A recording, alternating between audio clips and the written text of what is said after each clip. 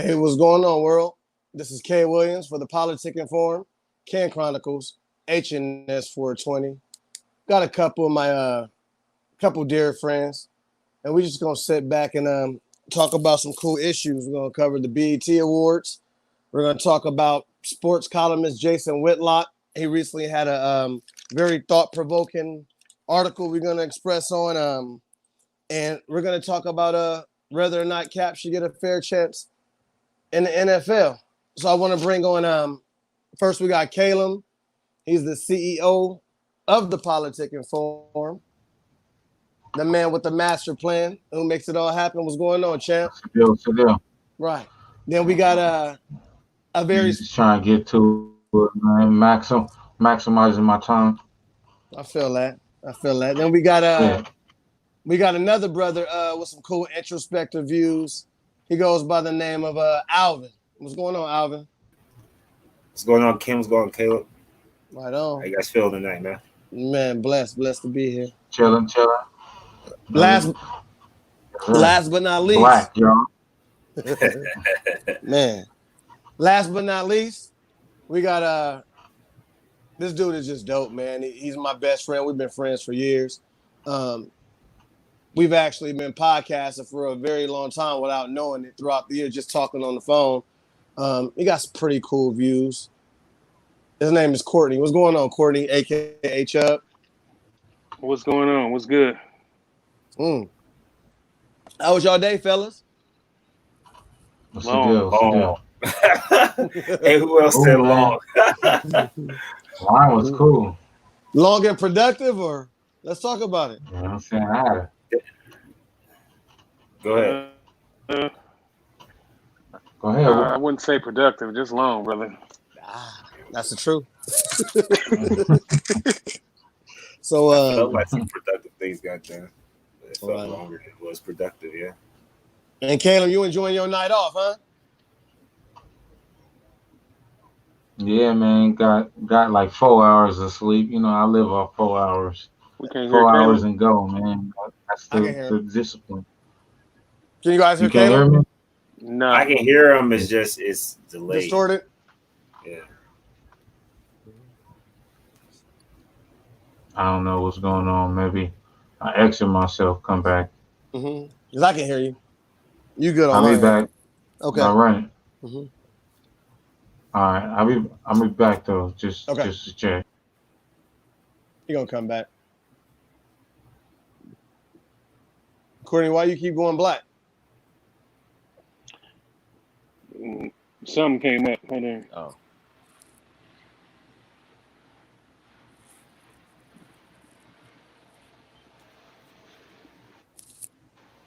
My bad. No, you good. Alvin the Great, what's up, man? I'm good, man. How are you, man? Man, I mean, you want the real answer? I'm all right, man. We might as well be transparent like we always are. I'm all right, man. It was today was a day. That's all. Caleb, you back? Yeah, I'm back. Can y'all hear me? Yeah, Yes, you sir. good on my end. Mhm. All right, so look, fellas, we gonna Yes, sir. we gonna delve right back in, man. Sports columnist Jason Whitlock, he published an article a little bit like roughly a week ago, mixed messages on race increasing polarization. And in the article, it's just a brief overview of the article. He talked about mixed people who are pretty much spearheading the BLM movement, and he made references to these people who are spearheading. He made references to their mothers. So talked about Jussie Smollett, white dad, black mom, and then Colin Kaepernick, black dad, white mom. And he also talked about like just the younger mixed generations in general, struggling with identity crisis and just having cultural issues. Courtney actually put me onto this article, and I found it very, very, very interesting. Especially, I'm going to read just a quick excerpt, just for a quick frame of reference, and he goes, this is his words in quotations. Let me clarify. Imagine being half black, half white, and raised by the white side of your family. You're immersed in white culture and sensibilities, but society assigns you a black classification and you're treated as the second coming of Nelson Mandela. You love your family. You know your family loves you, excuse me, but society at a large rejects the white half of you.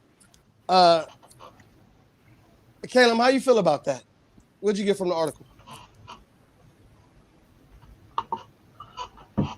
Well, me personally, I have three siblings that are half white, so I spent summers in Idaho where I've seen the black plight, and out there it's like there's only mixed black people. So I was like uh, the only all black child that basically was in the vicinity. So I kind of resonate with a lot of what he talks about just because of the identity crisis. Is like everybody knows you're black, but they don't really state it until you're out in public. You know what I'm saying? So like behind closed doors, you can be kicking it with this white boy, and race doesn't exist. But then when you go to the Boys and Girls Club, now they're kind of shying away from you because they don't want to be the one kicking it with the black guy. You know what I'm saying? It's kind of like I personally don't struggle with that identity crisis, but I've seen it firsthand through my siblings, and they live in Idaho now, which is predominantly white. They Mm-hmm. date white men, my sisters. You know what I'm saying? So it's like I I don't know how to feel about it. You know what I'm saying? It's like Mm. how do they defend their blackness but still accept the white part of them? Hmm. That's interesting. And so you have, like you said, personal experiences from your family. And you know, my daughter on her mother's side, that's where her roots come from, Idaho. So it's I get that that's an interesting paradigm. Um, Alvin, what you got? Hmm. Um, I mean, given the amount of kids I work with and what I've experienced, like I actually wore my school's hoodie or t-shirt, sweatshirt tonight because I've been telling the kids to come and listen to what we talk about. Um, I think it's one of the hardest things ever. I mean, I talked to you guys about it last time about me being light skinned and I wasn't mixed and it was hard enough for me to get through. Now, the N word's thrown around so much, pretending to be hood and hard and ghetto or whatever isn't even about black and brown or white or whatever. It's just about like substance. So I think those kids who do come from mixed backgrounds that are being raised with a little bit more privilege, seeing doing things that most kids, and I mean, it is kind of a racial thing. Like people don't really think about how many kids see white people doing cool things on TV or on commercials and don't really see black people doing that type of stuff. So when they do get out in the streets or get into like, Caleb said, the Boys and Girls Club, they don't even know who to gravitate to. Because when they do go over to the black crew, like the black group, they don't fit in there because what they talk about and how they live their life is completely different than the way they live theirs. Then they try to go over to the white side, they don't fit in over there neither. It's like if they don't have a sport or some type of artistic uh, talent to kind of express themselves, they end up getting kind of in a deep dark hole. So okay, so back to like the boys and girls reference because that's where you Yeah, see it mainly predominantly, right? yeah. Just certain situations.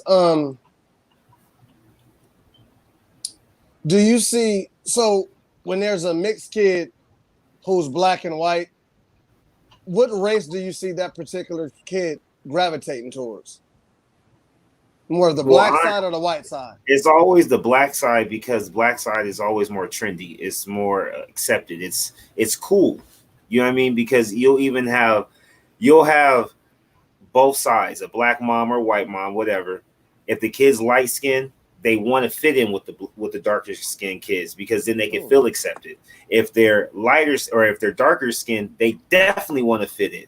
But it's more or less just the culture. I mean, it doesn't matter if you're on the west side or the east side.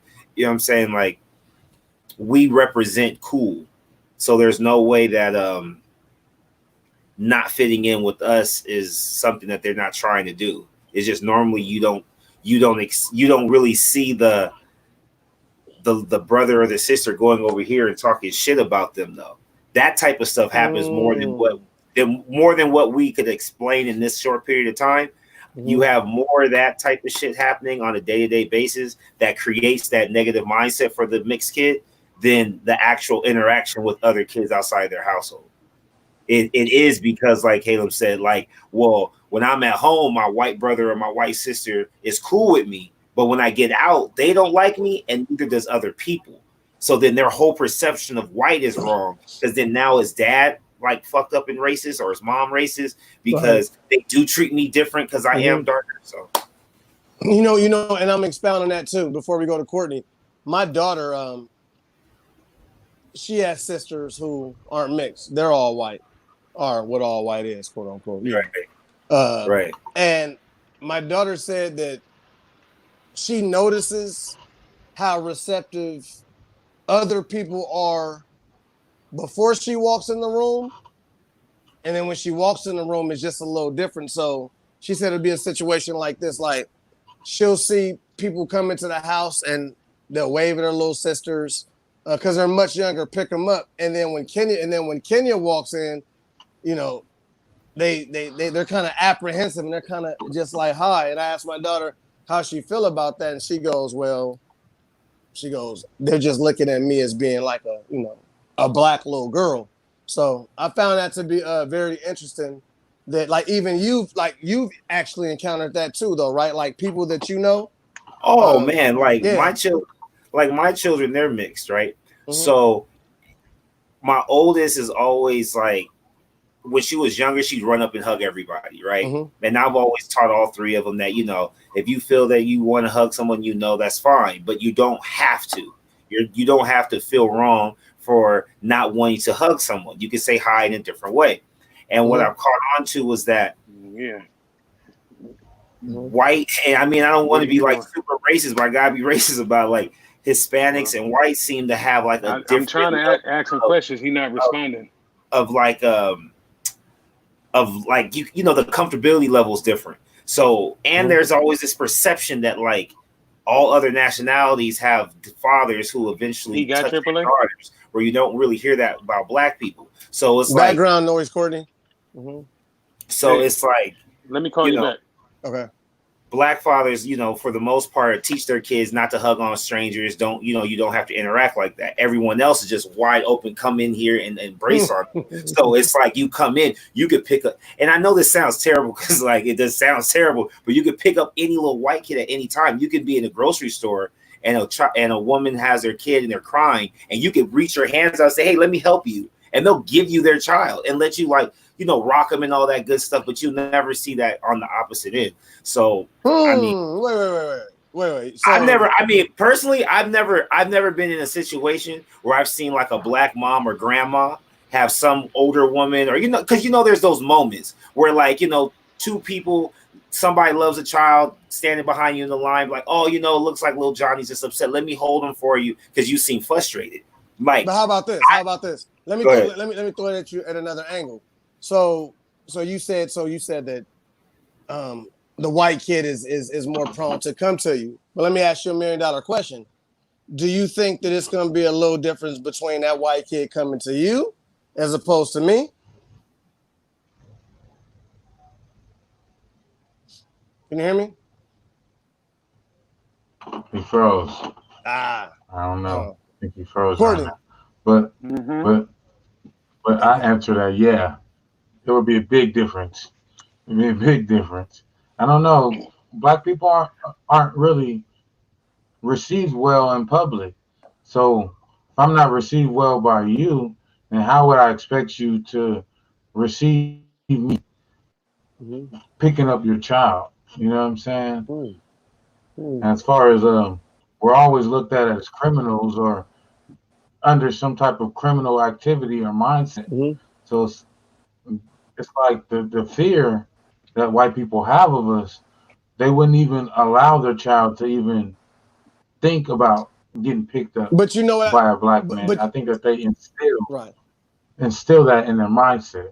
You know what I found interesting? Go ahead. What you saying? You know what I found very interesting? That's why I want to hear, like, and that's a beautiful assessment. But what I found interesting is how natural I'm back. Alvin, how I found it very interesting. I'm glad that you're back. I found it very interesting that you looked at situations like that, like that's kind of a normalcy, where me being darker complexion, I don't look at it as that inviting.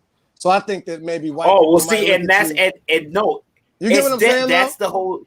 No. I'm glad you said it because that's the shade shaming thing that like we all kind of like know about, but we don't really speak about. Like I can be in the grocery store with my 3 daughters, being light bright, and as soon as I get the turnaround and the glance, oh. I mean, literally, you hear me. No, I'm serious. You hear me scolding my children. You hear me telling them, no, put that back. What are you thinking? We're not here for that. But I'm saying, like, being a father.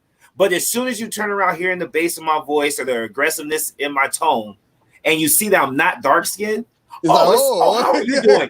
You know what? I really admire the way that you're trying to talk to your kids. And see, I turn around and slap them in the face with it. I'm like, oh, you've never seen a black father before? Like, you know what I'm saying? Like, you didn't see, like, Uncle Phil. You didn't see, like, Carl Otis Winslow on Family Matters. Like, I'd be sarcastic with them in line where they look at me crazy. Like, well, I didn't mean it that way. I'm like, but if you would have glanced and saw it was darker, you wouldn't have turned around and talked to me. Of course You've been more afraid of me saying, like, bitch, turn around, don't look at me. Right. So it's the fear. Right. So that's where, like, with the kids, I feel like that also is something that's resonated, you know what I'm saying? Like from the adult, like I'm not going to touch that black child because I wouldn't want to talk to their parents. Makes sense. I'm glad you was able to chime in and give an end note. But Courtney, you got to express on it, man. You're the one who turned me on to the article. What you got, man?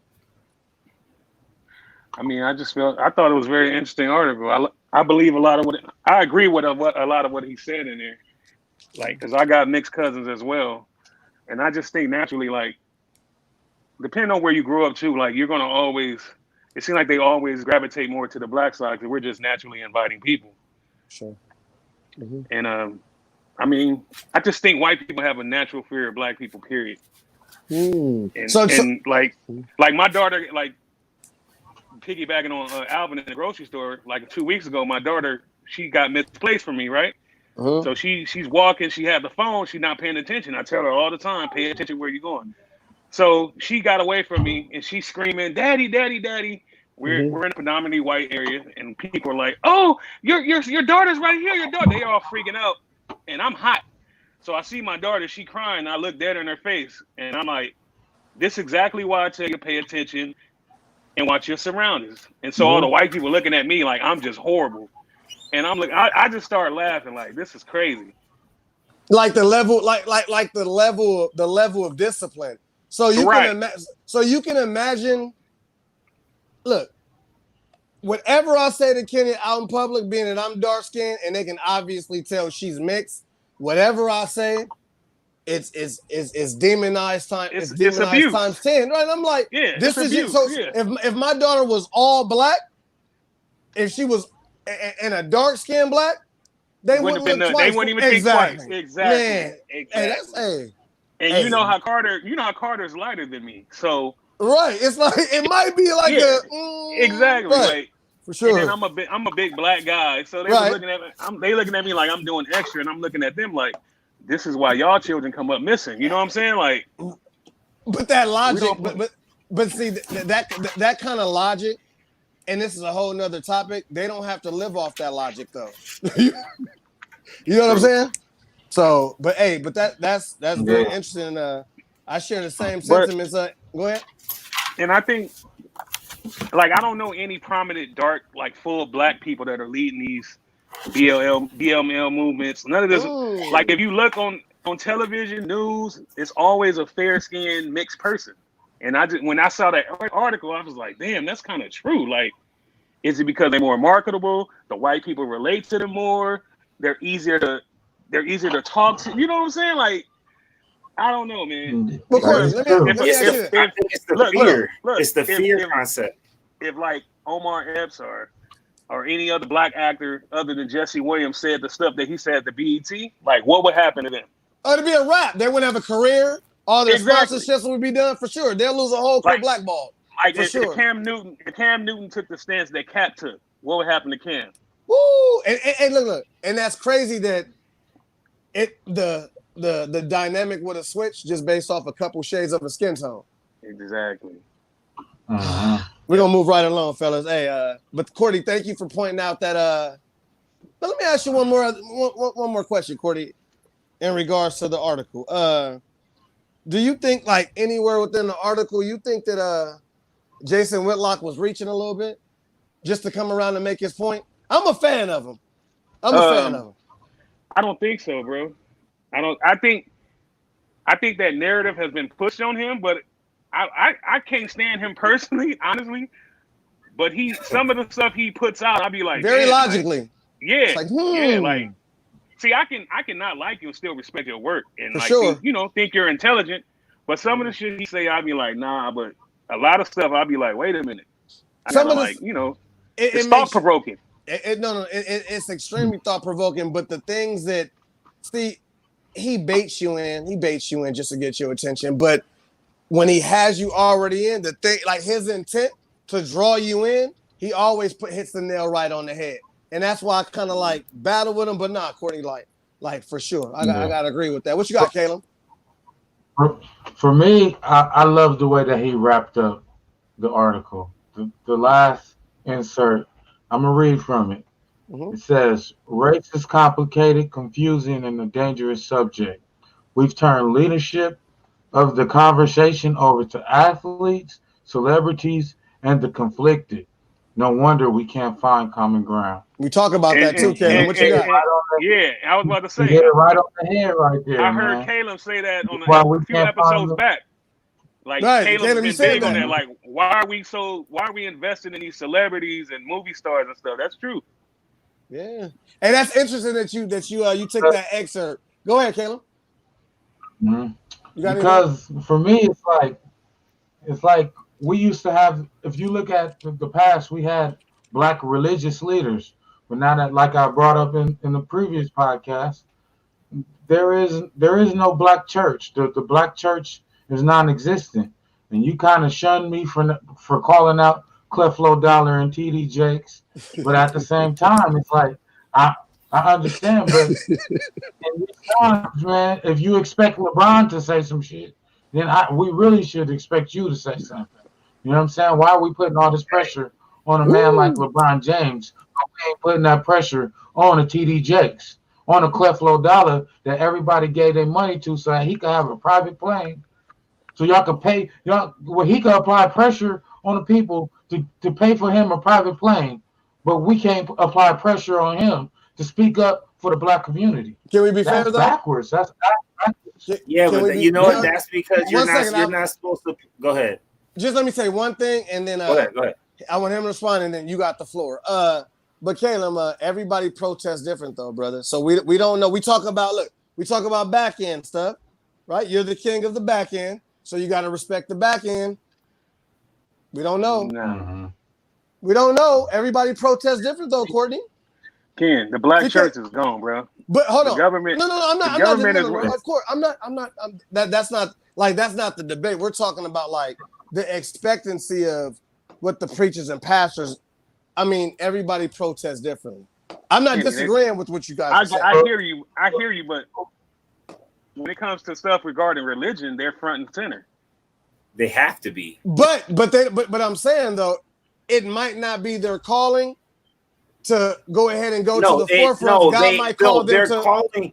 Their calling can't stray away from what their calling is. But go ahead. Let me finish. But what I'm saying is that their calling is their calling, but God might put them in different situations, in different areas of protest. We're just expecting them to get up and preach, and go out and rally how they preach on Sundays. But in this situation, it might be a different calling. They might handle stuff. They might be writing on the back end. They might be the financial back end. So we got to kind of have an open mind, though. But that's just my opinion. What you got? Where we going? Caleb and Alvin. Okay. Oh, hold on. To respond to that, I understand everything that you're saying, but my argument isn't about him going to preach a sermon at a protest. Mine either. It's more the mindset of the people. Why, as the people, do we have bigger expectations for an athlete like LeBron James than we do a religious leader like T.D. Jakes? I'm talking to more of the mentality of the black community. Why we put so much weight on what LeBron says and not the religious leaders? I'll That's why the chime in black on church that. is I'll going chime in on that one because the I black agree because with you. black people don't follow it. because Caleb, like you said, there's no black church. Right. That's also because most black people don't follow any type of church anymore because they don't believe in half the things they've read in the Bible or even are reading in the Bible. Because of that, like we talked about the last time, as far as if the slaves were being read the Bible and they start to, if people are starting to do their research and they are stuck right now on the fact that there's no way that the Bible can be as accurate as people say they are, because when it was originally presented to us, we were slaves. So that means it could have said that the sky was black, the ocean was red, trees were orange. You know what I We wouldn't mean? know, right? No, you know what I'm saying? And so I think right now, like as far as a whole, we're looking at the people that we can physically put our hands on and touch and say, okay, LeBron, you're our Michael Jordan of this generation. You're our Kobe Bryant of this generation. Kobe would have did this way, so we're expecting you to do it in a different way or the same way, instead of looking at people who are in positions to actually have their voice heard, maybe make a different impact. Like if we really had any type of pastor or reverend saying anything about half of this stuff going on in the world, it would change the narrative. But only because it's Steven Jackson's like twin brother, but it's not his brother, is it even as impactful as it is. And I'm saying, and I wrote this down, Ken, just so you know, because I was telling Caleb earlier, I was doing notes. I believe No, I that if it respect wasn't, that. Thank you. no problem. If it wasn't for the fact that Steven Jackson already had on his record that he jumped into the stands and beat some niggas' asses off of his basketball teammates in the NBA, none of this shit would have went down the way it's gone down. I feel like he was a dark-skinned guy in the public's eye. He's already retired from the NBA. He's already become somebody that we see on a daily basis on ESPN. He has a podcast and a TV or a little podcast show with Matt Barnes. He has so much national attention right now that if he would have flipped the opposite direction, like if Steven Jackson actually says turn up, I believe more people will turn up and go in a negative, more aggressive way than anybody would expect. Just because of who he is and what he stands for. And I don't mean because of what he did out on a basketball court, but the man's been as honest as he can. He's outspoken. He's candid. Yeah, for sure. Exactly. So like right now, you don't hear him every day talking and ranting about different things going on. But when you do hear him, yeah, for sure. He's going in, but you know what I'm saying? Yeah. But you know where he's at. He's frontline. He's like, I'm still in Minnesota. I haven't went home yet, blah, blah, blah. But who else is doing that type of thing? You know what I'm saying? Like there's a handful of NBA players on each team that are doing that in their local communities. But like you said before, you don't see LeBron. So that's why people are pressing for LeBron. If it was, you know what? Go ahead. No, go ahead. Finish. No, I was just saying, like, if TD Jakes would say, everybody come to my church and we're going to have a peaceful protest, or I'm going to try to get some people of our community to sit down with us and talk about these issues on camera during one of my nationally televised sermons that I get paid for anyway, that would have everybody going and want to listen. Yeah, and it's not so much like when we say we want to hear, like I don't need to hear, I just want to see him. I just want right. We see Steven Jackson at the vigils. We see him in Texas. Like where everybody else at? Like I don't need to say nothing. I just want to see you. But just like people was going in on Kendrick about not saying nothing, not posting nothing. But he was at the rally in Compton. After I seen that, I said, okay, like there we go. Right. Like I just need to know, like you're conscious of what's going on in our communities. Like you really about it. And not just forgetting about us, because we on this bottom half of the tax bracket. Exactly. So once you see the visual, like I agree, that would suffice me enough. Like okay, because for them to be at anything, that means they're listening and paying attention. But let's stay on the celebrity tier, right? Hey, the B.E.T. Awards. Hey man. So you guys can reference the article. It was published, I think, 2 days ago. Yesterday, my timing is off right now. But just check that out. So yeah, fellas, did you see the B.E.T. Awards more in a positive light, negative light? We saw a lot of sponsorships. I'll be right back. I mean, this is locked and loaded. What you think, Courtney? I mean, I think moving forward, especially for this year, whatever show we have, whatever kind of B.E.T, MTV Awards, it's gonna be all apologetic stuff like Black Lives Matter. It was just overkill for me. Like I didn't need it. Right. I mean, I watched the whole 2.5 hours. It was a complete waste of time. Besides I love the baby's video, the little visual he did. That was sick. Right. He's the king of visuals, right? Yeah, he is. Yeah, that was sick. Like, I didn't like that. You didn't like it? Hold on. Keep going, Courtney. Give me 1 second, Caleb. Go ahead, Caleb. Okay. No, go ahead. His visual, when he had the knee on his neck, he copied a Pasadena artist called, his name is Katori Walker. And, I remember Katori did it. Katori did it like been on that level 2 years ago. 3 years ago. Yeah, he had a very controversial. But it's art, Caleb. It's art. Go ahead. Yeah. So that was just a big dismay for me, because you could have came with something more original if you really wanted to make a statement. If you really out there to use a platform to make a statement, you shouldn't be jocking nobody. And a lot of the visuals were negative. They were showing Black people essentially rioting as if we're responsible for these riots that have occurred throughout America. So it's kind of like the visuals were kind of coinciding with the thought process of white America as far as where Black people are. So now when they blame us for all these riots, and then we put out visuals matching their way of thinking, then how is that positive for the Black community? Why was it on CBS as well? Oh, we're gonna get to that. Yeah. So Caleb, hold on. So Caleb, let me ask you a question. So because we had already seen that in Katori Walker, why was it less significant to you? I mean, the message. So for it to be reenacted, that means we're still dealing with the same situations. So for you, because I mean, that stood out. That stood out. So why are you looking at it as a negative perspective? We're still dealing with the same situations. I'm from Pasadena, so I get what you're saying, but for me, I'm from Pasadena, so I know the backstory of Katori Walker's story. So when he's telling the story, I know people that know his brother that he's talking about. I'm familiar with the whole backstory of the whole basically story he told in the visual. So it's kind of like it's watering down, because the rock star song didn't even match the visual.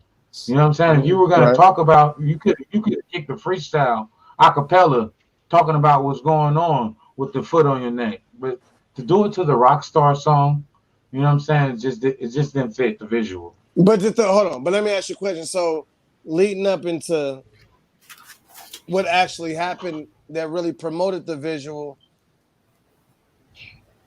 does it really matter though? You get what I'm saying, Caleb? Like, I know, like, you're a man of big thoughts, though. It does? Okay. I respect that. It doesn't matter. Just for me, I feel like if you wanted to make the statement, everybody's raving about the visual, but I seen it done better by the original and the story that was told. So the cinematics of it. Music, yes. No, the music, the story and the music that went with the visual actually matched. I didn't feel like the visual matched the music, and that's why I didn't really enjoy the content. So it was preference. I don't like the Rockstar song. That's cool. I don't like the Rockstar song, and saying "fuck cops" on all the songs is not going to get us Black Plot. So I don't know why all this is going on. You know what I'm saying? That's not going to get us nowhere. That last part I agree with you wholeheartedly. So it's actually counterproductive, for sure. Alvin, you want me to recap it? Get a question again? You were saying about the B.E.T. Awards, right? Yeah. And how you feel about it, and as far as like the different visuals about the Black Lives Matter, right? Well, do you see the overall production in a positive light? Not at all. Let's talk. So I feel that this was probably the worst time that it could have been televised on CBS, because it seemed more or less like it was to satisfy more than just the Black community feeling in a time of discomfort, so to speak, because the main, I mean, Alicia Keys had a good song. Wayne Brady's performance was really good for Lionel Richie, or Little Richard. I mean, but like the Rowdy Rich, the Baby, Megan Thee Stallion, these are all just popular. Not I want to say one hit wonders, but they're popular, trendy artists. And I feel like Megan Thee Stallion probably had the best performance because she stayed true to her. I mean, yeah, they added that new song she has, bit off of Eazy-E, so you kind of had like the Tupac, Dre, Dr. Dre, kind of like Cali Love type of feel in the desert or whatever. But everybody throwing in all the Black Lives Matter, all the protesting and using their voices as this is as their platform to voice how they feel. I feel like it was all this propaganda. Like they could have kept it to themselves, and I don't mean it like kept it to themselves like it's the artist's fault, but it was a collective move from each artist to the host, who really came across like I liked everything she said. She reminded me of like a female Dave Chappelle. Amanda Seales? Yeah, she was on point with everything, but it hurt me because there was times where it was MTV, BET, and VH1. You know what I mean? All three of them, had the BET Awards. It was cool. I felt like this was just staged. Like it was all staged. So, and I didn't watch it. If it wasn't for you, not saying you required it, but if this wasn't, I did. I know, but I'm being honest with you. If we didn't have this as content to talk about, I wouldn't have watched any of it because I didn't intend to. I said, why would we have to be the only ones to still have to do an award show when up until this point our awards didn't matter to nobody? Like Alan, when you talk about what awards you get, it was what? Emmys, Grammy, what's the other one? Tony, SBs, you know what I mean? Tony's, yeah, right. You know how that goes. All the awards we're not invited to except the sports, the SBs or whatever the sports ones is. Yeah. Right. So right. So Alvin, you know what's interesting, man? It was actually a benefit that you watched it because you were able to give your own personal point of view, right? That might go out to the world and help somebody. So hey man, content. What I'm learning from Caleb is all content ain't good content, but it's still content though. So I'm just learning, man. So I just respect the fact that you studied and you did your homework, and man, I respect that. So look, if you guys don't have anything else to express on that, Caleb, what do you think was the motive behind the BET Awards being on a major network?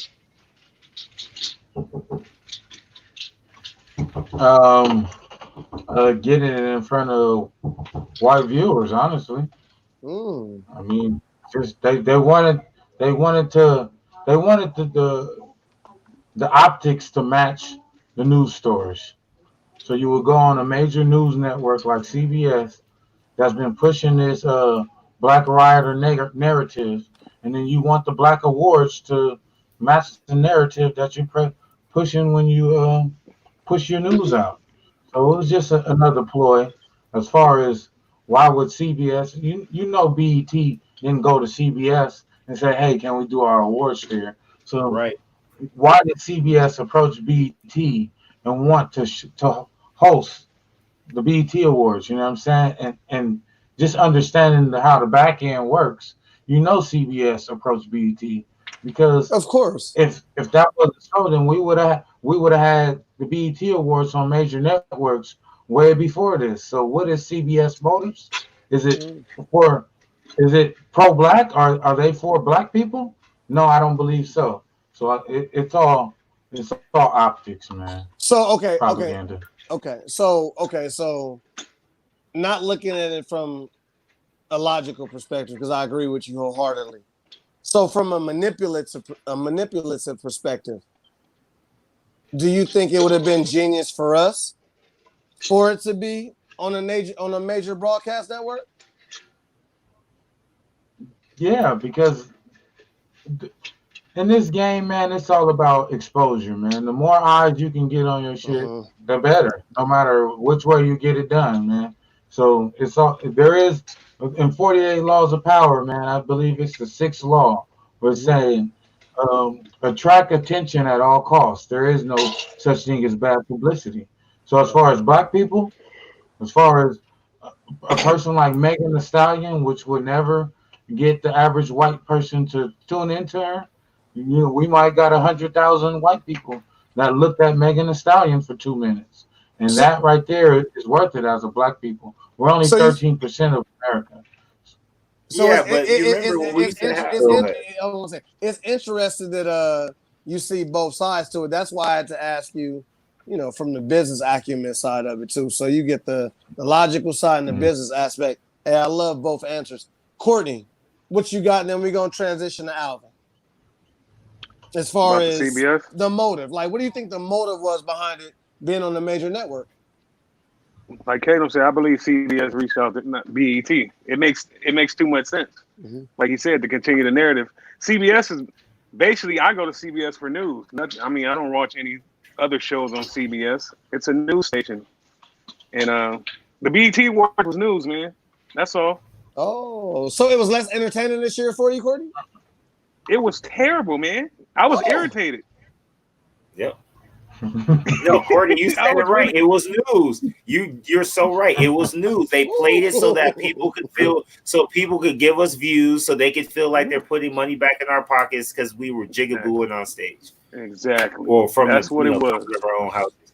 So no, but I was gonna say on Caleb that we used to have the Source Awards. You remember the Source Awards used to be on Fox 11, and until people started fighting. Well, it got wild. That's the point. It got wild, and then they didn't want to show that on Fox 11. I don't think they cared about the violence that they were showing between the hip hop culture, but I think it was more or less just not showing something that not everybody was going to pay attention to. Because you know what, Fox, they do show violence. But yeah, you know what kind of violence I'm talking about. But we're gonna be quiet.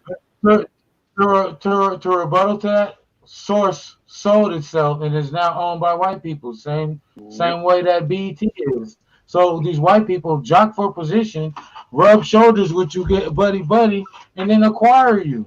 Yep.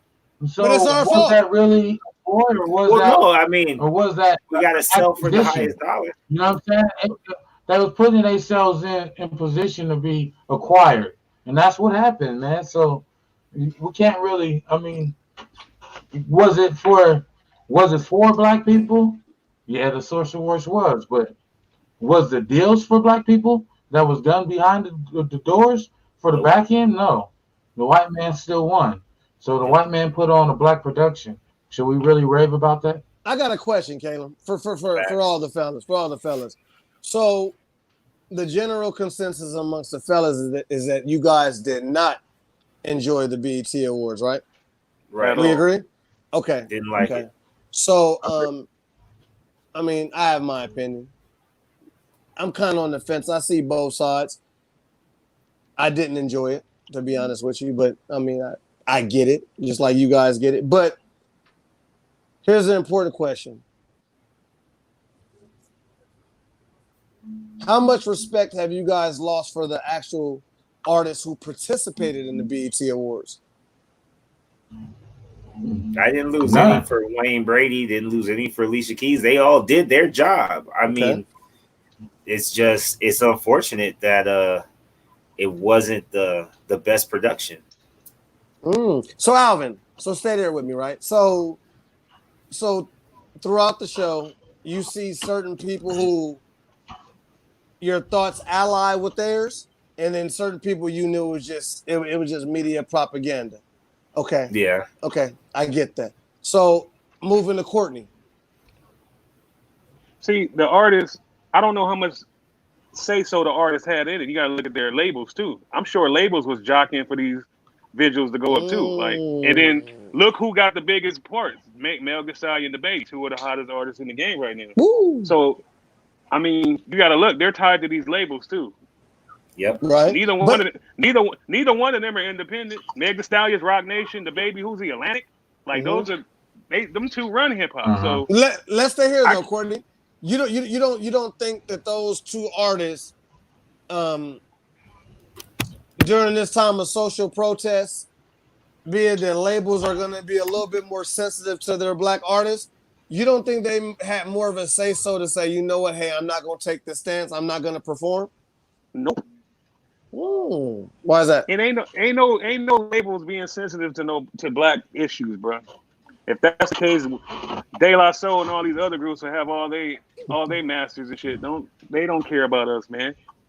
So they just went ahead and just so the two you megastars gonna fall in line.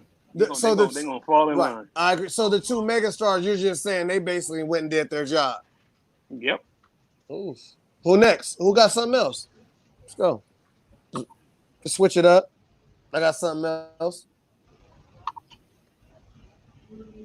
Sorry about that. As far as the artists, I mean, whatever y'all want to talk about. I'm good. Why wouldn't I? If I'm an artist, why wouldn't I? You know what I'm saying? I don't know. I just don't get it. I mean, and like he said, they are signed to labels and management, and public relations handles the artist's imagery. So the PR team put them in contact with B.E.T.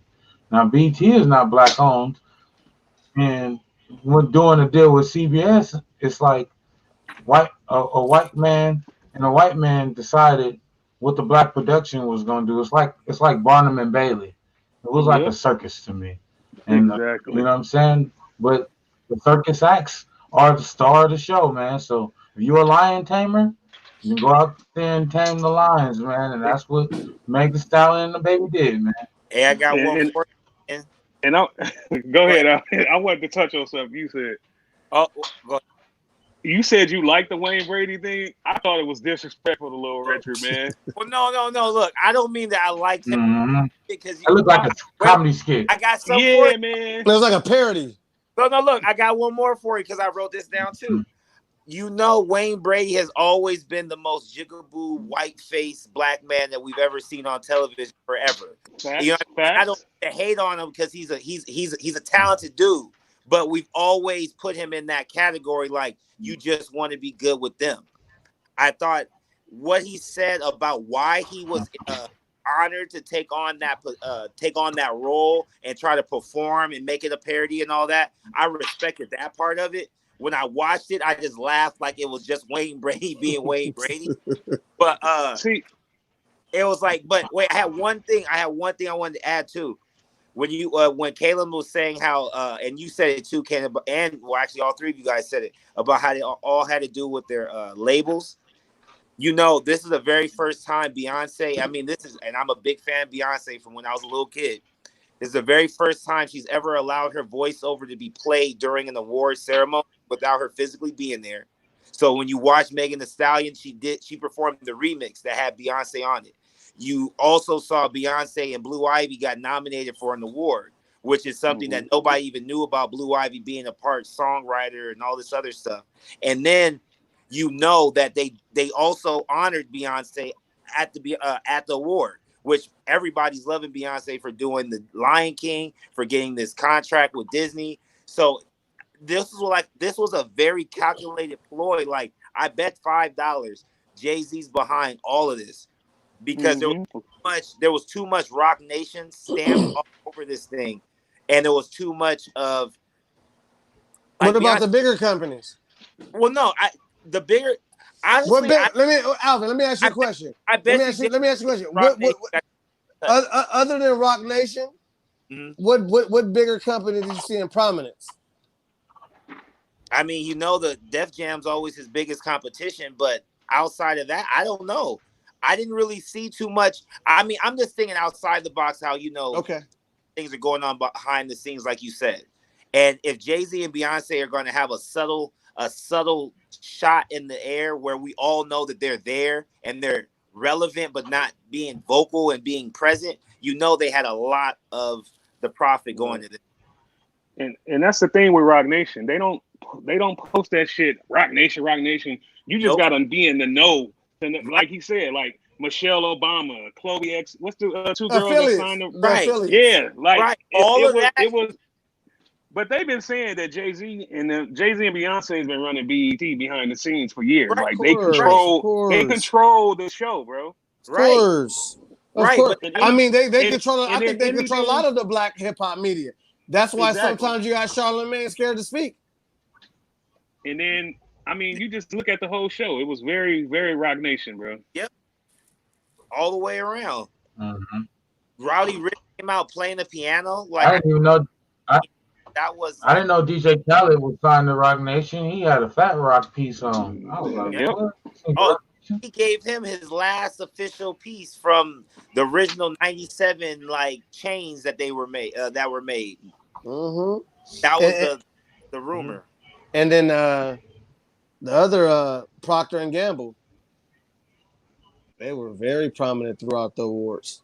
I found that to be very interesting too. It's interesting. Who was I think Toyota as a sponsor. Who else was a sponsor? It was a. Man, I seen so many sponsors, bro. Yeah, like everybody. Yeah, it was different. Pie, everybody, because you know what? That's a major wave to ride.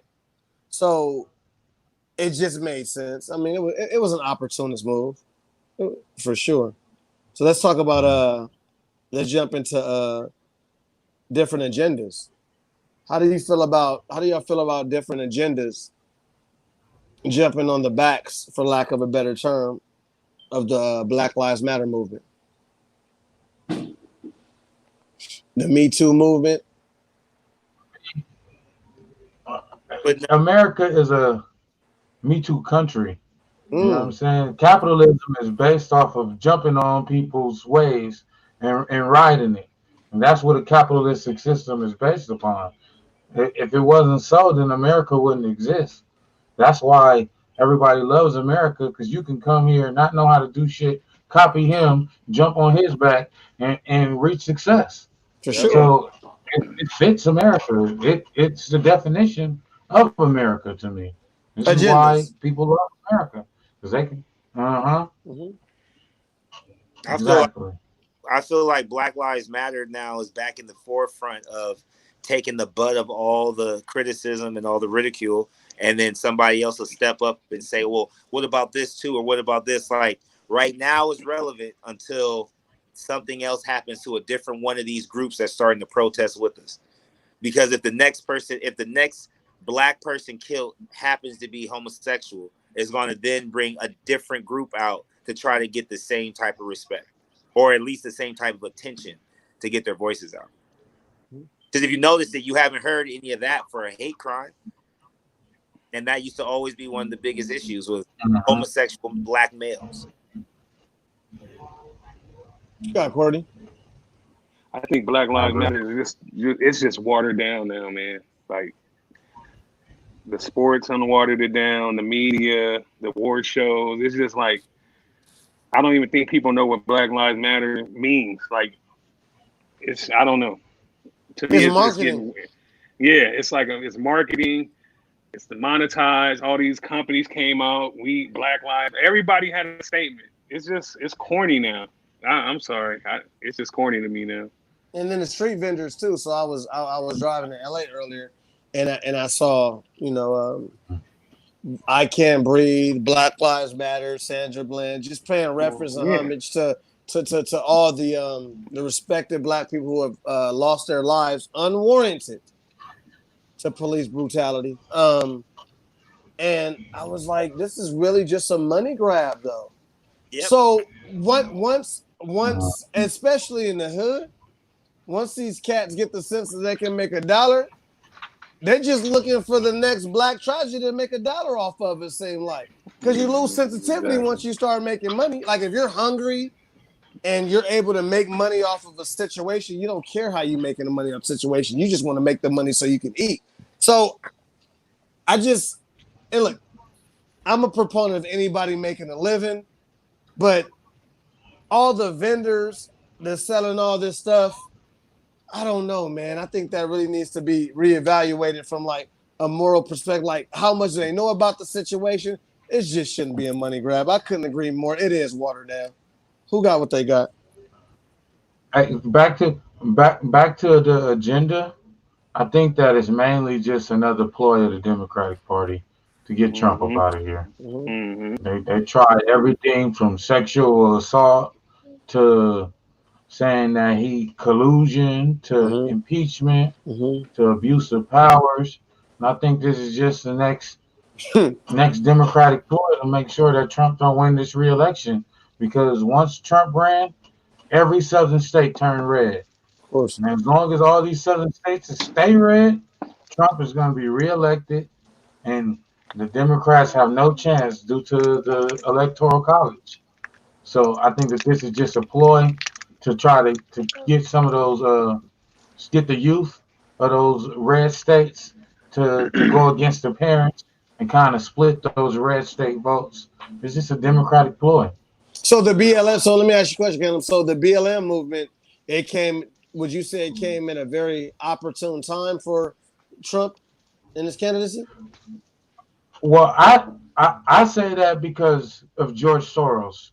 George Soros was, when Black Lives Matter first started, was the first billionaire to give to the cause. So this is the main financial backer of the Democratic Party. Of Black Lives Matter. But then he was the main giver and one of the major components to the Hillary Clinton Foundation, and is an avid giver to whoever the Democratic nominee is. And he gave millions of dollars to Hillary Clinton to try to beat Trump last time.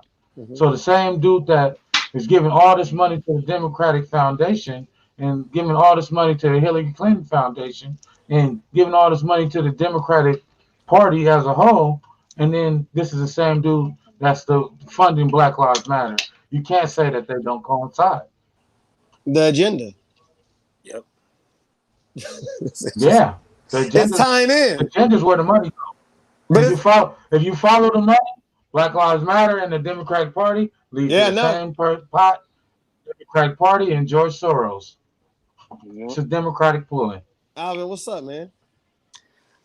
Caleb said it. I've been saying the same thing for a while. It's almost, I don't know.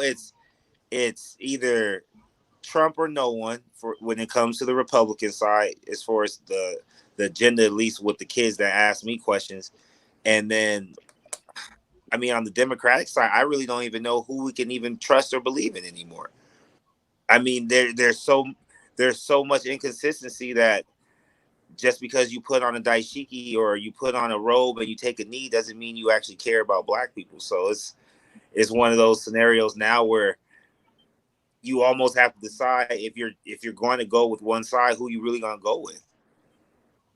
You know what I'm saying? And I don't even mean Trump. I mean, as far as the Democratic parties, because, you know, I learned a lot from Caleb and actually did some research. You know, we've always been Black Republicans. We never really been Democrats. So, you know, that is something that kind of ruins a lot of hatred towards Republicans, or even just the perception of white people being Republicans is more or less what, you know, including us into the party and making sure that we're taken care of as well, considering that we're contributing towards the success of everybody.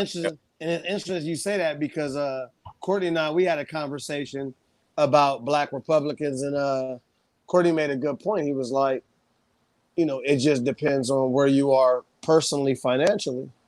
Right. Obviously, if you're a Black person with some money, you want those tax breaks.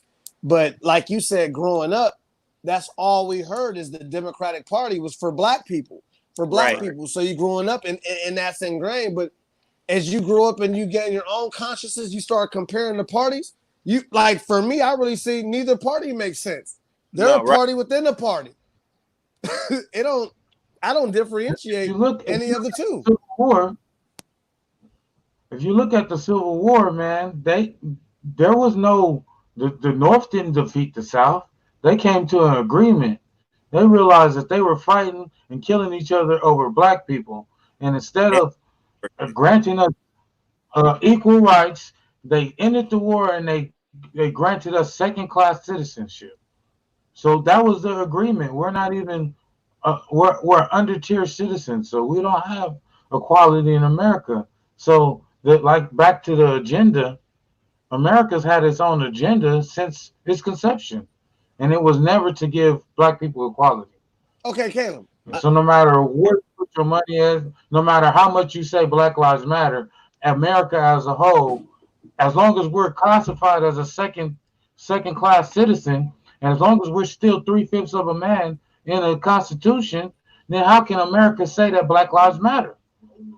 No matter how many knees you take, if you have the power to change this, but instead you put on a dashiki and take a knee. No, get up there and do your damn job. If we're equal, then we should get first class citizenship and equality. We shouldn't be 3/5 of the that should be ratified out of the Constitution. You can do this right now, but instead you rather take a knee for the optics. Talk America about has its agenda, and it's talk never about been let's for let's talk equality of the black man. let's talk excuse me. Let's talk about beautiful point, but we're gonna stay with you. Let's talk about taking the knee. Should Cap get a fair chance at the NFL, man? And will the NFL feel and if they give him a fair chance and he actually gets back into the NFL, do you feel the NFL will be losing power with letting him back in? So I just want to start by saying I'm a 49er fan. Kaepernick was my favorite player.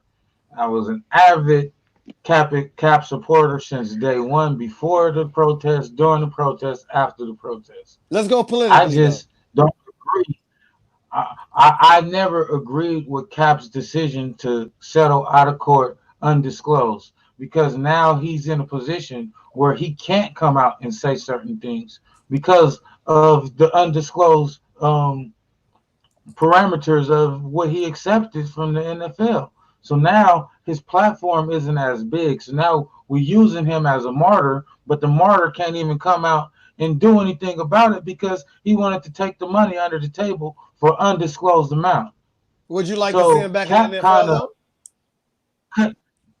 No. You took a deal from the NFL, an undisclosed deal, and you know now that all this is going on that it wasn't worth whatever you took from the NFL. So as far as Cap, it would be detrimental to your whole martyr standpoint to go back to the NFL. A martyr is ostracized. A martyr is killed. If you go back, then that kills that whole narrative. I think a so little return though, return to the NFL for Kaepernick would be detrimental to black people as when we record the history of what's going on in America. Okay, so if he goes back and white people get the right history, that narrative is going to be skewed, and everything that Kaepernick stood for is going to be washed away. Okay, but him getting back into the NFL, wouldn't that constitute everything that he was saying was evident? Isn't that the because the skill is there, right? No, so let me finish. Just let me finish. There's no change to the system or the structure, then it's all optics. No. Okay. That's fine. Regardless of optics or not, I get that. Like, we all get that. But my question is to you again. We all know he has a skill level to get back in. If he's able to get back in, that would be the ultimate apology, and that would be the NFL admittance that they blackballed him, though. So how would that be anything negative towards the black community? Because listen, now the NFL knows that, oh, you know what? Now all these other players who have a problem with social injustice, now you know what? They're going to be able to exercise their platform, and it kind of evens the playing field eventually. You don't think so? I get what you're saying, but at the same time, it's just like what's going on with the Black Lives Matter movement. If none of this leads to legislation or structural change, then it's all optics. Bringing back Kaepernick, but not changing the rules or bringing in a black owner, that would say, hey, we realize we're wrong and we're going to let somebody own a team in our... Because we're dealing financially. There's a financial dealing. Okay. Let a player come back and probably get a minimum contract and pay him $1 million and make $1 billion off the optics that you're going to get for signing this dude for 1 year for a minimum. It's all optics. That's not going to do anything for black people. Bring in a black owner. You agree, Courtney? Hire more black head coaches. Yeah, I agree with Caleb. Cap Cap doesn't want to play football because he know what Caleb said. Like it's gonna water down everything he stood for. He already shot himself in the foot when he took the deal under the table. Like if he wanted to be this real martyr, he would expose everything. But now he can't. Like we don't know nothing. We don't know how much he got, how much money. You know what I'm saying? I heard it was only like a couple mil. Like for him to be quiet forever. Cap knows if he step on the football field, like everyone's gonna look at him like, bruh, nah. And then the skill's not there no more, Ken. I don't believe the skill. Like it's been 4 years? Like he can't play football no more, man. He don't look in shape to you? Looking in shape and being football shape, we all know that's two different things. Right. Do you believe he's keeping himself in shape? He hasn't taken a hit on the football field in 4 years, man. Yeah, but you about like Peyton Manning or Tom Brady, if they can ride it out all the way to 40 and he's still somewhat in his prime, at least. But they were actively playing though. Well, we don't. No, Cap. Go ahead. And Cap is a mobile quarterback too. He's a running quarterback, so it's different. True. That's true. You know what I'm saying? Like his reaction, he relies on that reaction. And like he's older. It's been 4 years. Like football and basketball too. Like if it was basketball, it's a different story. But football, you got to get back used to taking them hits and being all 4 years. That's different. True. Beautiful assessment, fellas. It's a beautiful show, man. I appreciate y'all for coming, talking, introspective thoughts, real thoughts. Let's go to shout-outs if y'all ain't got nothing else. Do I have anything else I want to tell y'all? No. Oh, I did one. I have one more thing. Let's go. Because everybody's talking about WNBA and NBA getting the opportunity to express how they feel about social injustice on their jerseys. I wanted to ask you, actually, Ken, do you feel that this is something that we'll see that's like similar to the Donald Sterling with the Clippers back in the day, you know, a few years back, where this actually shows some type of unity and everybody comes together and, you know, like there's solidarity, right? Or do you this is just another ploy since majority of the games aren't going to be televised? Like they're going to have like 2 or 3 games going at the same time, but only the 2 more attractive teams are going to have their game televised. So what if, you know, things are done behind the scenes where LeBron might have certain things that he wears, but it's not televised as much? You know what I mean? But do you think like this is actually going to make a positive impact for us? Or do you honestly think that this is just another Band-Aid to try to make us feel like our voice matters when it really doesn't? I think it's a mix. I think it's a mixture of both. I think that it's still a form of promotion. I mean, I wouldn't. I think it's regardless of what the motive is, regardless of whether or not it's optics, that's still an extra person seeing it and maybe being educated on. Okay, what is this? What does this mean? So, I'm not gonna like me personally.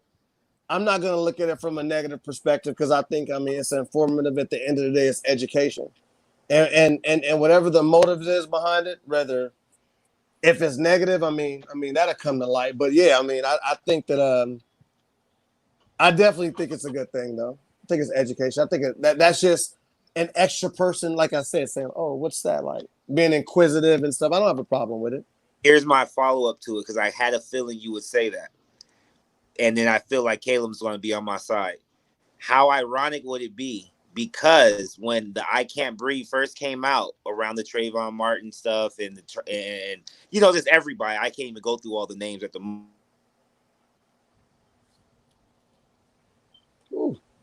Can't lose him now. You know him? Damn. Damn. That was gonna make a good point. Yeah. We can't end it like that, man. Huh? But for me, I kind of agree with you because at the end of the day, the players aren't making the decision to allow it. They're just making the decision to participate. So I can't knock any player for choosing to participate if you open the door. You know what I'm saying? But once again, it's the white man setting the stage for us to you know what I'm saying? It's not like a black man's pulling the string and saying, "Hey, we wearing these shirts and give us this." It's the white man saying, "Here, nigga, take this." You know what I'm saying? And as Yeah, long as that's and connected to black people, you know what I'm saying? Nothing's gonna change, man. yeah, and the And NBA is that's smart. See, they like, learn from the NFL, so they're always 10 steps ahead. Like, Of yeah, course. let's paint the floors Black Lives Matter. Let's let them Mhm. wear what they want. They push their players in the front, but the NBA is just like the NFL, man. Ain't a lot of black owners. There's not a lot of black head coaches. Like, Right. but they push the players in front. Let them have their voices, so we can be like the NBA. Got the Throw power. us up. LeBron Yeah, James got the exactly. power. Yeah. Man, we ain't got no power. It's all an illusion, man. So Courtney, so you don't have a problem with emblems being displayed like as they finish off the season and I stuff, right? do. You Because do? like Katem said, it wasn't from us. It's the owners and the execs that's coming up with this. But it's still an extra Yeah, and like you person. said, It doesn't matter the motive in a lot of times, Courtney. So let me tell you something. it to me it But does. hold on, Courtney. In this instance, it does. But hold on, Courtney. Sometimes, well, we all know when we look at motives, we're taking it like from a personal perspective. Let's step out what the motive is and use that manipulation and think of it like, hey, that's just another person. That's just another person being educated about it. That's just another So who person saying, what's that? Just in so general, in who we society. educating? Just anybody in society. So that white mom who's not really into basketball, what does that emblem mean? I mean, But, it's inquisitive. It's still but, education. I got but you, King. the education's been here for over 400 years and ain't nothing changed. So you telling me Black Lives Matter on the NBA marquee floor is going to change something? I didn't say it's going to change it. I'm just saying that's education, Courtney. That's still an addition for what black people are trying to get, right?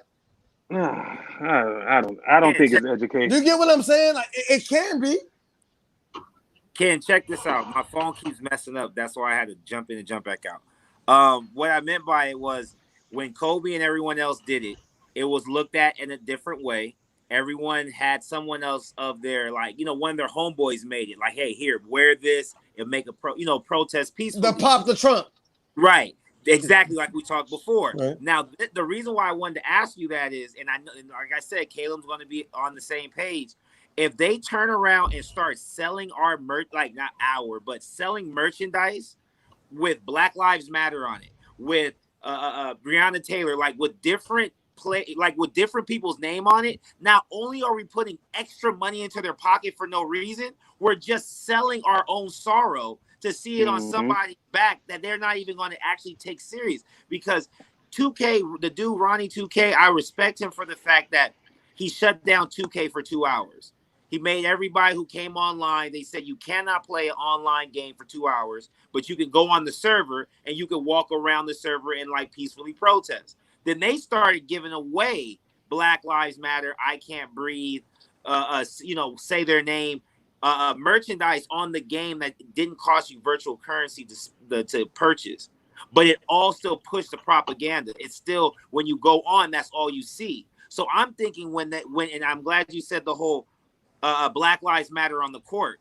If we continue to brand us being killed, we're accepting it and laughing at ourselves while everybody's wearing the shit on their back. You know Exactly. what I mean? Because like when the first couple Trayvon Martin shirts came out, there were people who were taking their time out to be artists, to airbrush a young man because they felt bad because that could have been their son, their brother, whoever. Now it's like if you went to Walmart or you went to Target and they had a rack with every single black person's name on a different black shirt, would you buy it? No, because you'd be like, what the hell type of shit is this? But if they put the NBA logo right on the back collar, now everybody's going to buy it and they'll be okay. And Ken, let me ask you this: why is the NBA and all these like ESPNs like why are they telling us that this is going to happen, and why can't it just be spontaneous? Like or that a in your surprise, or a a surprise, surprise, like when Trayvon Martin thing happened, the Miami Heat team they collectively did it together, came out with their hoods up. Like right. we didn't know that was going. Stuff like that has a bigger impact to me. You telling me, oh, they're going to paint the Black Lives Matter? It's so watered down. But And on it the just flip side, but on the flip side, fellas, I don't agree with it. I don't disagree with it being watered down. But you guys would have the same emotion if they didn't take credence and recognize the BLM movement. You guys will be That's not complaining true. then too. The I was NBA thinking- ain't doing nothing. The NBA ain't doing nothing. The NBA is 85% black. How come they not doing this? Come on now. You guys are complaining with the lesser not of true. two evils. With the Donald Sterling, I don't agree with BS. with the Donald Sterling Clippers, the Clippers came. Why are you laughing, with Alvin? their You know it's true. inside out. No, They got rid of the whole logo because of Donald Sterling. They had to rebrand their whole logo because the players came and turned their shit inside out and wouldn't represent a brand that represented their Donald Sterling. That has more of an impact when it's spontaneous than for the NBA to say, "Hey, players, put this message on your jersey." I'm not disagreeing with that. I But agree with it happening. I don't agree with the NBA being the one issuing it in. Well, you know what? The NBA has to be the one issuing it in because they're now officially our first American sport to start back up during quarantine. Don't agree with me now, Alvin. Don't agree with me now. That's why you was laughing. Don't agree with me now. I was also laughing because they going in on Sterling with the Clipper protest. Because honestly, when they took those jerseys off, and I mean, I've never really been a Clipper fan. I always loved the Lakers, but it was crazy. Like, if you think about the potential the Clippers had, Lob City was during all of that, like all that negativity. If they didn't have that extra negativity, they possibly could have went further in the playoffs. I can't say they would have ever won a chip. Was Lob City a hoax? No, to me it wasn't. I felt like they were actually nice, and they had that year when that happened in the playoffs. It's Matt Barnes talking. It screwed the whole team up, bro. It ruined everything because they couldn't look themselves in the mirror with that jersey on and say, "I want to win it for Clipper Nation," because they was like, "The hell with you." I mean, they even went and got a mascot. Like, look at they got an ostrich or a pelican looking bird as a mascot just so that they could get away from that. Kent, is MLB gonna have Black Lives Matter out in the outfield or behind? Yeah, right. Why not? Never. That's America's pastime. Come on, man. Why not? What's the demographic of African Americans in baseball? Is the NHL gonna do it? Come on, man. So it makes more sense. But okay, so it makes more sense for the NBA, who's predominantly black, to do it. You can't compare that to the NHL and MLB. That's silly. Yeah, because the NBA has an agenda, and they have to cater to their audience, bro. Baseball, Major League Baseball is one of the only sports that Jackie Robinson's birthday, everybody wears 42. I've never heard of that in any other sport. He's our the leader of segregation in baseball. So they honor him in that way. We've never heard nothing honored of anybody like that in the NBA for any reason. Like, they put the patch on. Look, here's one. They put the KB patch for Kobe since he passed. But the year before that, or 2 years before that, Jerry Buss had died, and they had the patch for him. Almost the exact same JB as it is KB. Do you think they're going to have the patch next year? No. Even though Kobe was the greatest Laker ever as far as fan-wise, they're not going to do that because it's going to be too much marketing and too much direction towards Kobe and not enough towards the NBA. What will make you ask me that question about the MLB, Corey? Like, of course not. That was a good point, though. That was a good point. America's pastime. I thought football was now. Nah, baseball. That's. It's not edging. It's not. I mean, that's what I've been hearing these past 2 years. Football needed too much athleticism even back then. They couldn't handle tackling each other with no face mask once they let black people start to play at home or at school. Let's go on the shout outs. It's a beautiful show. No, you know, we can talk for like 5 hours. This is a dope show. I appreciate, we touched on a lot of issues that need to continue to be touched on, the BLM movement, different perspectives, transition just into sports, the B.E.T. awards. I appreciate all of my fellas. You guys are my brothers. I appreciate you guys studying the material and producing a good show. I could not do this without y'all. Let's go into shout outs, fellas. Shout out everybody, man. Shout out the PolitiKan Forum. Chronicles, HNS, everybody. Go. Yeah. PolitiKan Forum, man. PolitiKan the podcast. Let's go.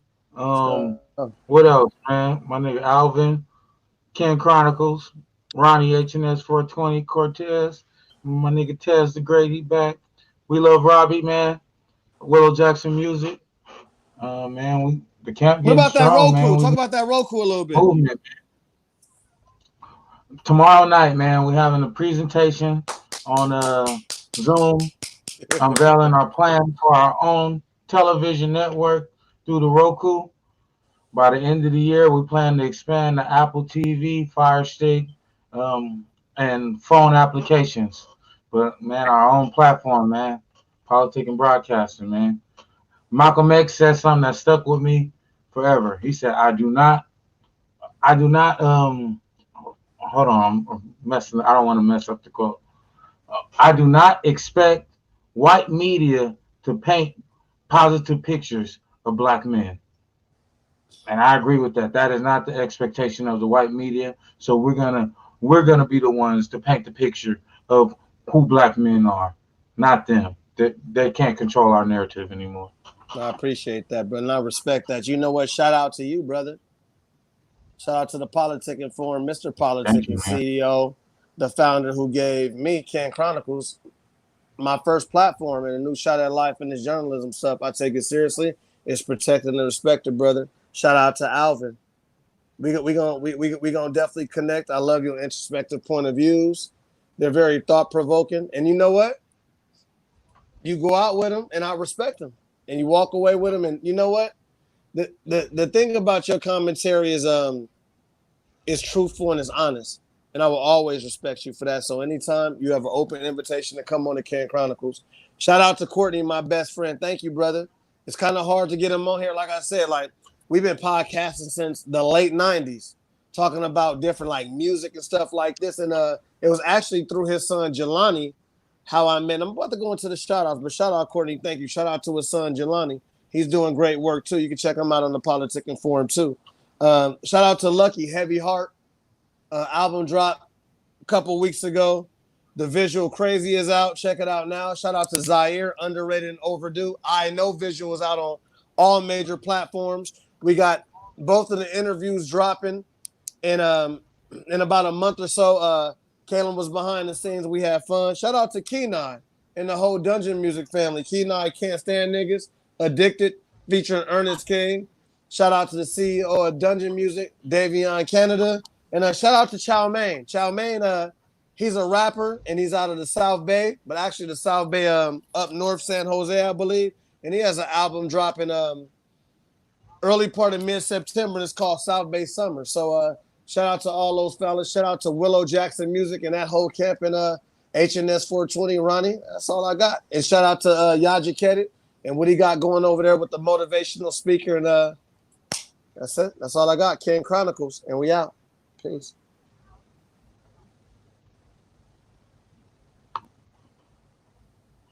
Yes, sir. Thank you, brother. All right.